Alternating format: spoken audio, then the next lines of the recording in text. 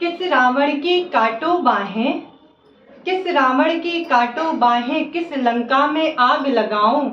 एक बार फिर से, किस रावण की काटो बाहें, किस लंका में आग लगाऊं।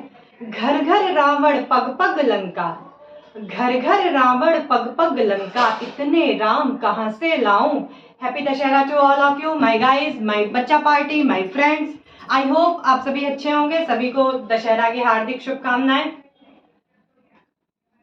आप लोगों का वेलकम है मेरे क्लास में, notable class by Lucky Singh. I hope आप लोगों को कल की वीडियो पसंद आई होगी।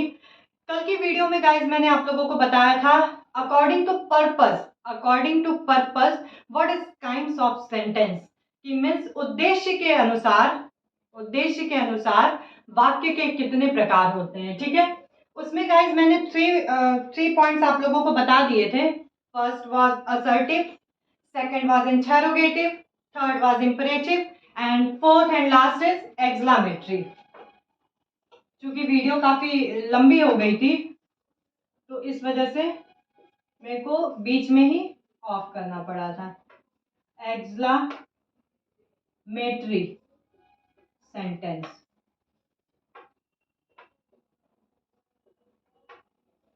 गाइस इसको हिंदी में हम कहते हैं विस्मयादिबोधक वाक्य, विस्मयादिबोधक वाक्य। गाइस हमें हिंदी में जानकारी रहनी चाहिए, लेकिन फिर भी मैं यही सजेशन करूंगी, यही सजेशन दूंगी, यही सजेस्ट करूंगी आप लोगों को कि ज़्यादा से ज़्यादा इंग्लिश में याद करने की कोशिश कीजिए, जिससे कि इंग्लिश की वोकैब्स, इंग्लिश का जो हमारा एक तरीके से कह सकते हैं माइंड मेकअप हो, वो हमारा स्ट्रांग हो इंग्लिश के प्रति। ठीक है, तो guys this is exclamatory. Exclamatory में गाइस केवल और केवल एक्सक्लेमेशन का वर्क होता है, एक्सक्लेमेशन का वर्क होता है। एक्सक्लेमेशन का मतलब क्या है गाइस? भाव। गाइस भाव हमारे कई तरीके के होते हैं। दुख का भाव होता है, जॉय मीन्स खुशी का भाव होता है, आश्चर्य मीन्स वंडर का भाव होता है। तो इस तरीके के सेंटेंस में गाइस हम भाव के बारे में ही बात करेंगे। मीन्स हमारा भाव वो दुख का हो सकता है, खुशी का हो सकता है, आश्चर्य का हो सकता है। तो इससे ये कॉन्सेप्ट तो क्लियर होता ही है कि जो एक्सक्लेमेटरी सेंटेंस होते हैं उसमें हमें किसका पता चलता है? केवल और केवल भाव का पता चलता है। और इसकी जो एंडिंग होती है, इसकी जो एंडिंग होती है वो किस चीज से होती है? एक्सक्लेमेशन मार्क से होती है। ये इस चीज के मतलब इसके दो आइडेंटिफिकेशन है। First is exclamation, second is ending with exclamation mark. तो आइए डिफाइन करते हैं इसको।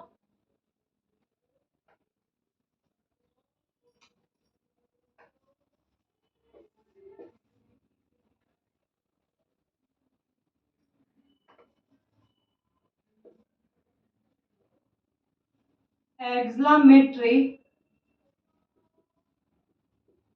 sentence express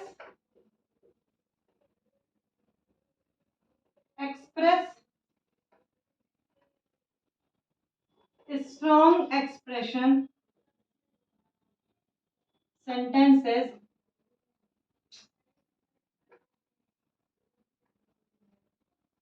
express a strong expression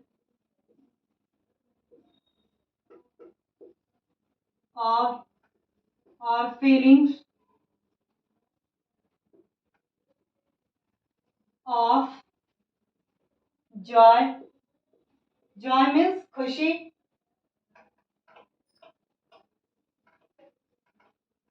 sorrow और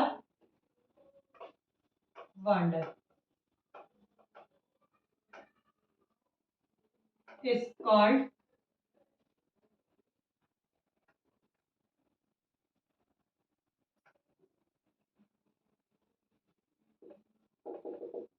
एक्सक्लेमेटरी सेंटेंस।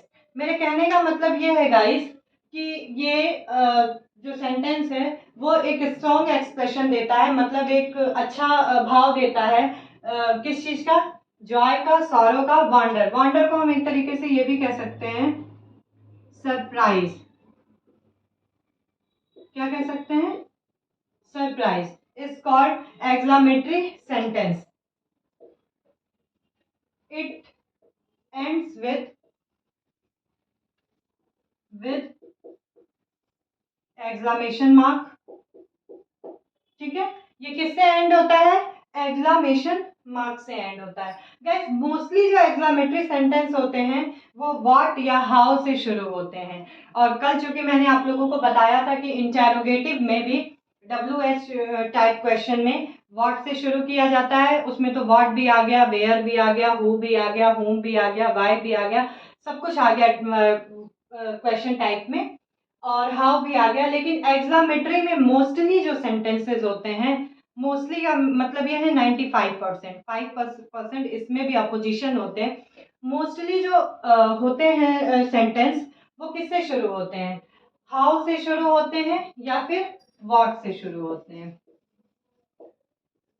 लेकिन इसमें कंफ्यूजन कुछ भी नहीं रहता है. उसका कारण ये है गाइस कि जो हमारा इंटेरोगेटिव सेंटेंस होता है उसमें जो सेंटेंस की एंडिंग होती है वो किस चीज से होती है, क्वेश्चन मार्क से होती है. और इसमें जो एंडिंग होती है वो किस चीज से होती है, वो एक्सक्लेमेटरी मार्क से होती है. दूसरा एक चीज और भी है कि इंटेरोगेटिव में जो सेंटेंस होता है वो क्वेश्चन वर्ड के बाद हेल्पिंग वर्ब आता है, लेकिन इसमें हेल्पिंग वर्ब नहीं आता है. इसमें या तो एडजेक्टिव आता है या फिर एडवर्ब आता है. ठीक है, किसके बाद, व्हाट और हाउ के बाद. देख लेते हैं कोई सा भी example,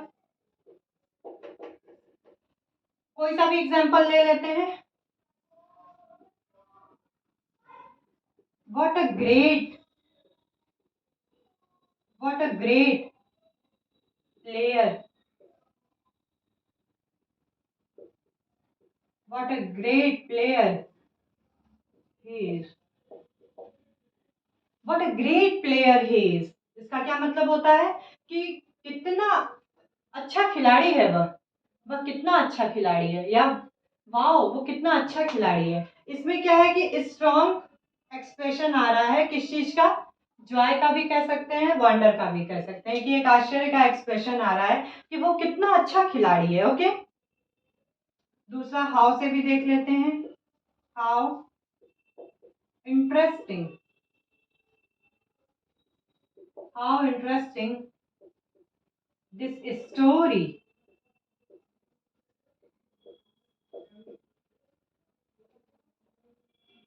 how interesting this story means ये जो कहानी है वो कितनी रोचक है, कितनी रोचक है ये कहानी. मीन्स ये भी वंडर का एक्सप्रेशन आ रहा है. और मैंने आप लोगों को बताया कि जो इंटेरोगेटिव होते हैं उसमें क्वेश्चन टाइप के बाद, क्वेश्चन वर्ड के बाद क्या आता है, हेल्पिंग वर्ब आता है. जबकि एक्सक्लेमेटरी में क्या आता है, या तो एडजेक्टिव आएगा या फिर एडवर्ब आएगा. एडजेक्टिव कब आएगा, जब हम नाउन या प्रोनाउन के बारे में बात करेंगे. और एडवर्ब कब आएगा, जब हम वर्ब के बारे में बात करेंगे. ठीक है गाइज, इस वीडियो में मैं आज आप लोगों के लिए कुछ एक नई चीज लेकर आई हूँ कि डेफिनेशन के अकॉर्डिंग तो लर्न करना एक बहुत ही लॉन्ग मेथड हो गया, लेकिन फिर भी डेफिनेशन आप लोगों को जानकारी रहनी चाहिए. एक मैं मेथड लेकर आई हूँ स्ट्रक्चर के अकॉर्डिंग, कि फटाफट रिवीजन के लिए हम स्ट्रक्चर पे एक नजर मारें और हमें ये पता चल जाए कि what is assertive sentence, what is interrogative, what is imperative and what is exclamatory sentence. ठीक है,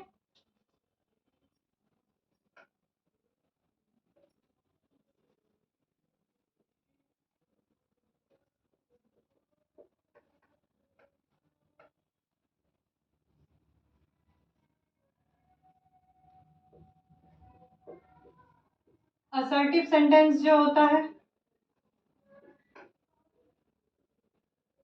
वो नॉर्मली उसमें क्या होता है, एक तो होता है पॉजिटिव और दूसरा होता है निगेटिव. ठीक है, तो पॉजिटिव के लिए क्या स्ट्रक्चर बन जाएगा, सब्जेक्ट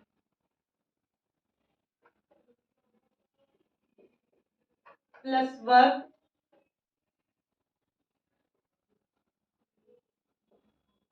प्लस ऑब्जेक्ट।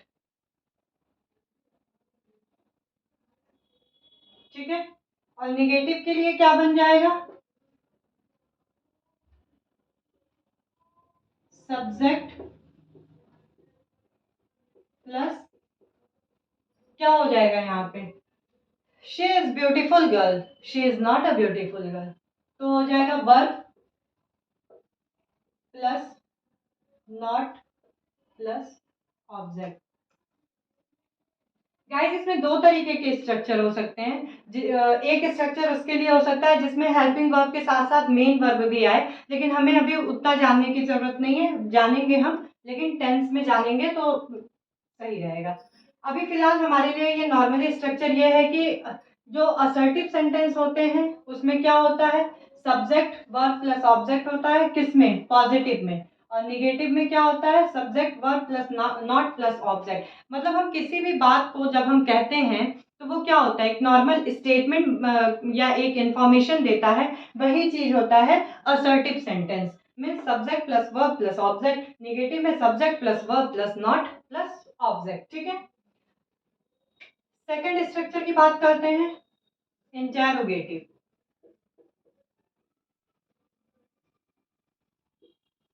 इंटेरोगेटिव क्या होता है?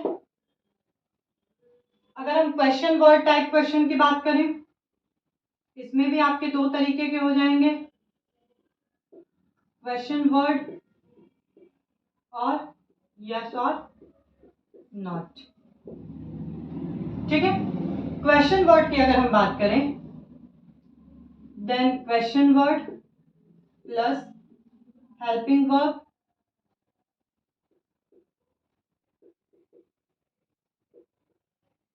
Plus subject plus verb plus object. अब यहाँ पे क्या लगाऊं? फुल स्टॉप लगाऊं, एक्सक्लेमेशन मार्क लगाऊं, या फिर interrogative mark means question mark?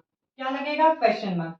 ये इंटेरोगेटिव की सबसे बड़ी पहचान है, और ये पहचान याद रखना इसलिए जरूरी है क्योंकि मैंने अभी थोड़ी देर पहले आप लोगों को बताया कि एक्सक्लेमेशन जो होता है, एक्सक्लेमेटरी वाले जो सेंटेंसेस होते हैं उसमें भी 95% सेंटेंसेस, मोस्टली सेंटेंसेस किस चीज से स्टार्ट होते हैं? या तो व्हाट से स्टार्ट होते हैं या फिर हाउ से स्टार्ट होते हैं। तो वो क्या है? वो कहीं ना कहीं से क्वेश्चन वर्ड है, और इसलिए यहाँ पे जो एक कह सकते हैं कि डिफरेंस क्रिएट करेगा, डिफरेंट क्रिएट करेगा, वो है क्वेश्चन मार्क और एक्सक्लेमेशन मार्क। तो इस चीज को ध्यान में रखिएगा। अब आ जाते हैं यस और नो का। यस और नो का हो जाएगा गाइस, क्वेश्चन वर्ड हट जाएगा, मैंने कल ही आप लोगों को बता दिया था, बहुत इजी है। Helping verb plus subject plus verb plus object plus verb plus object. ठीक है गाइस, इतना तो क्लियर हो गया। मुझे लग रहा है कि एक सबसे बड़ी आप लोगों की जो मिसअंडरस्टैंडिंग है वो ये दूर हुई होगी कि हेल्पिंग वर्ब है, क्वेश्चन वर्ड में बस क्या बढ़ा देना है? हमें क्वेश्चन वर्ड बढ़ा देना है, तो वो हो जाएगा क्वेश्चन वर्ड टाइप क्वेश्चन। और यस और नो में क्वेश्चन वर्ड हटा देंगे, बस हेल्पिंग वर्ब से स्टार्ट करेंगे। हेल्पिंग वर्ब हो जाएगा, प्लीज फिर इसमें सब्जेक्ट हो जाएगा, फिर वर्ब की फर्स्ट फॉर्म हो जाएगी, फिर ऑब्जेक्ट हो जाएगा। ठीक है, थर्ड की तरफ देख लेते हैं, इंपरेटिव।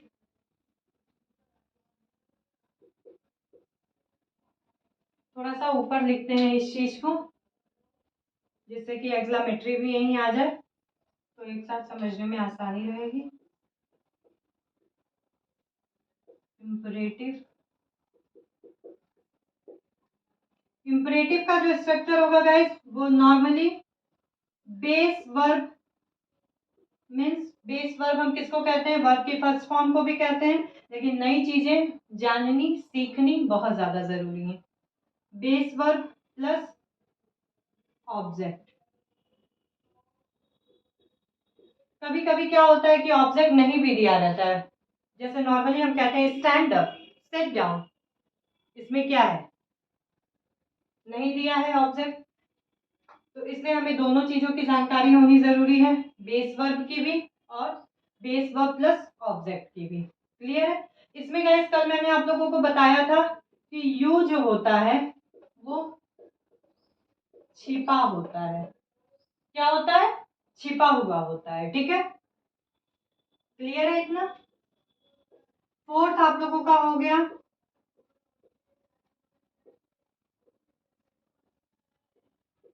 क्या हो गया, एक्सक्लेमेटरी सेंटेंस। इसका जो होगा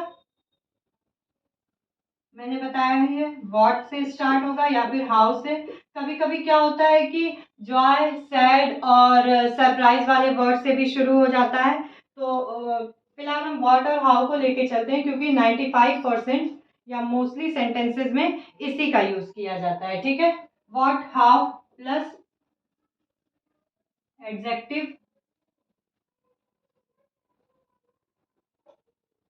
प्लस एडवर्ब प्लस प्लस क्या, noun plus subject plus exclamation mark, एक minute, plus verb plus exclamation mark. ध्यान से देखिएगा इस चीज को। मैंने एक्चुअली इसको दो स्ट्रक्चर को एक ही में बताने की कोशिश की। अगर कंफ्यूजन हो रहा है तो मैं दोनों को अलग अलग लिख देती हूँ। एक काम करती हूँ, दोनों को अलग अलग ही लिख देती हूँ। ये वर्ब का अलग लिख देती हूँ और नाउन का अलग लिख देती हूँ। What, how plus adjective plus adjective plus subject plus noun plus verb plus exclamation mark. ठीक है, और सेकंड जो हो गया, वर्ब की विशेषता जो बताएगा या वर्ब के बारे में डिफाइन करेगा। व्हाट प्लस हाउ, बस एडजेक्टिव की जगह क्या हो जाएगा, एडवर्ब हो जाएगा plus subject plus verb plus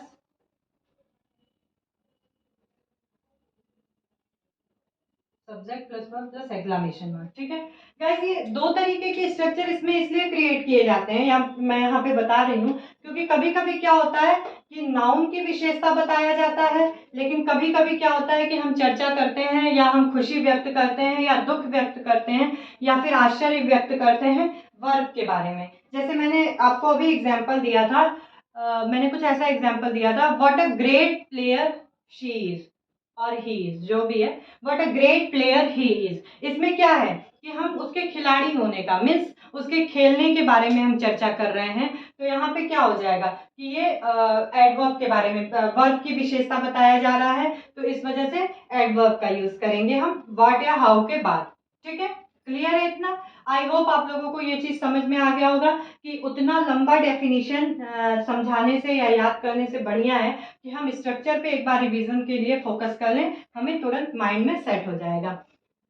assertive sentence जो होता है वो subject plus verb plus object create करता है, या फिर इसमें निगेटिव में नॉट लग जाता है। इंटरोगेटिव में आपका टू टाइप के वर्ड्स, टू टाइप के सेंटेंस होते हैं। One is question word, second is yes और नो। इंपरेटिव में आपका हो गया base verb plus object. Exclamatory में आप लोगों को डिफाइन कर ही दिया कि विशेषता जब बताई जाती है तो या तो एडजेक्टिव से बताई जाती है या एडवर्ब से। जरूरी नहीं है कि हमेशा नाउन या प्रोनाउन की विशेषता बताई जाए। किसी किसी सेंटेंस में हम वर्ब की भी चर्चा कर सकते हैं। वर्ब की विशेषता मीन्स वर्ब की क्वालिफिकेशन भी हम बता सकते हैं इसमें। इस वजह से दो स्ट्रक्चर मैंने क्रिएट किया, एक एडजेक्टिव से रिलेटेड, एक एडवर्ब से रिलेटेड। अब एक बार चारों का जो एक कहते हैं कि विशेषता है या फिर एग्जाम्पल है, हम एक साथ देख लेते हैं।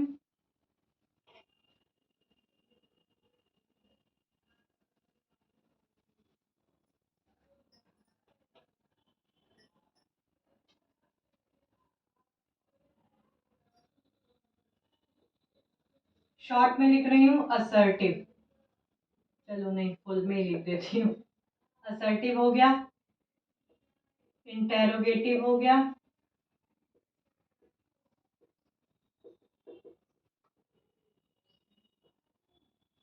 इंपरेटिव हो गया, या फिर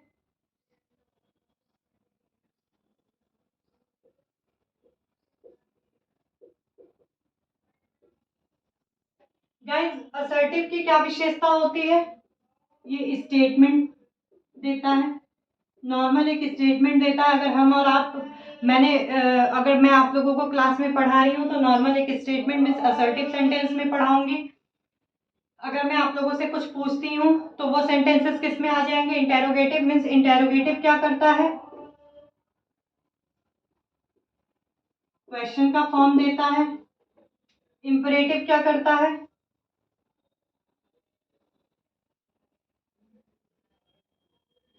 इंपरेटिव क्या करता है? अगर इसको हम एक वर्ड में क्रिएट करें तो कमांड।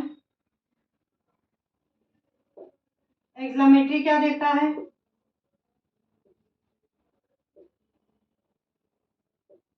एक्सक्लेमेशन मीन्स भाव देता है। ठीक है। पंक्चुएशन इसमें कौन कौन सा यूज होता है? पंक्चुएशन हम किसको कहते हैं? जो फुल स्टॉप होता है हमारा, जो क्वेश्चन मार्क होता है या फिर एक्सक्लेमेशन मार्क होता है, उसे ही हम पंक्चुएशन कहते हैं। असर्टिव में कौन सा पंक्चुएशन यूज होता है? Full stop. इंटेरोगेटिव में क्वेश्चन मार्क। इंपरेटिव में एक्सक्लेमेशन मार्क भी हो सकता है, कभी कभी फुल स्टॉप भी हो सकता है, सॉरी इंपरेटिव में। एंड एक्सक्लेमेशन में केवल और केवल एक्सक्लेमेशन मार्क। ठीक है, क्लियर है ये चीज? अब एक एक एग्जाम्पल देख लेते हैं इस चीज का। ही इज या फिर ही वर्क्स आउट डेली।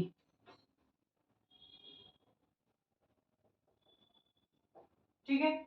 अब इसमें ही वर्क्स आउट डेली या फिर ये हो सकता है he does not work out daily. दो तरीके के चूंकि इसमें होते हैं, he does not work out daily.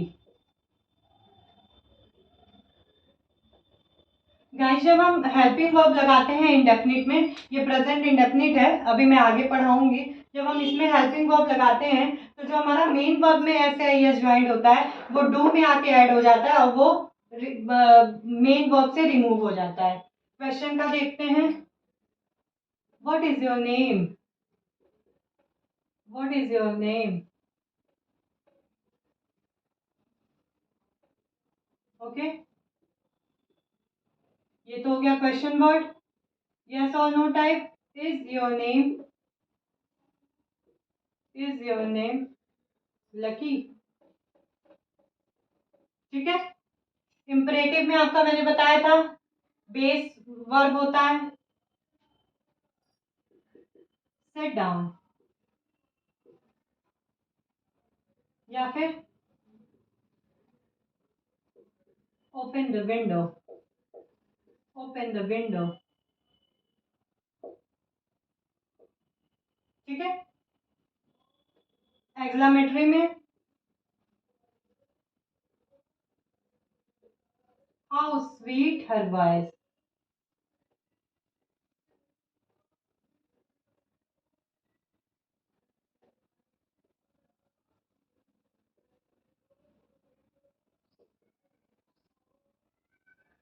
What interesting novelist, novelist. Clear है ये चीज? मैंने दो दो एग्जाम्पल चारों के बता दिए। अब आप लोगों से अगर कोई पूछे या कभी याद रखना हो कि असर्टिव क्या करता है, स्टेटमेंट क्रिएट करता है। इंटेरोगेटिव सेंटेंस क्या क्रिएट करता है? क्वेश्चन क्रिएट करता है। इंपरेटिव क्या करता है? कमांड क्रिएट करता है। उसमें आपका सजेशन भी आ जाएगा, रिक्वेस्ट भी आ जाएगा, ऑर्डर भी आ जाएगा, एडवाइस भी आ जाएगा। एक्सक्लेमेटरी आपका क्या क्रिएट करता है? एक्सक्लेमेशन क्रिएट करता है। जॉय का भी हो सकता है, सॉरो का भी हो सकता है या फिर वंडर का भी हो सकता है। ठीक है। आज के लिए वीडियो में बस इतना ही, क्योंकि काफी कुछ नया सीखने को मिला। आई होप आप लोगों को। कल आप लोगों को पढ़ाया जाएगा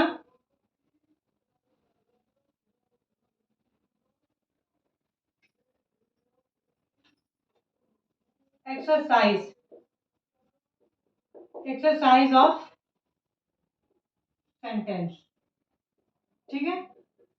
और गाइस एक रिक्वेस्ट है आप लोगों से कि प्लीज वीडियो को मिस मत करिए, क्योंकि काफ़ी कुछ सीखने को मिलेगा आप लोगों को। और दूसरी चीज़ ये है कि अगर वीडियो स्किप कर देंगे, मान लीजिए आज मैं एक्सक्लेमेटरी से स्टार्ट की, अब अगर कल आप लोगों ने नहीं पढ़ा होगा, असर्टिव नहीं पढ़ा होगा, इंटेरोगेटिव नहीं पढ़ा होगा, इंपरेटिव नहीं पढ़ा होगा, तो फिर आगे की चीज़ें कैसे समझ में आएंगी।